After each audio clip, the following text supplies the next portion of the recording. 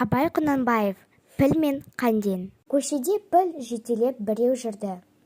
Кім көріпті хайуанды мұндай түрлі? Көрсеткелі ап жүрген жануарды. Тамашалап артынан жұрт боп ерді. Көшеде кез боп бір қанден, ұмтылды пілге шаптығып. Шаңқылдап үрді ерленіп, тартынбай ұрса жан шығып. Қанденге бір ит кезей боп, деді, әліңді білсеңші, пілмен ұрсар сиқын жоқ. Мазақ болмай қой көрші. Қырқылдап қалдың не бітті? Әуре болмай қой деді. Сен бұлқындың, ол кетті.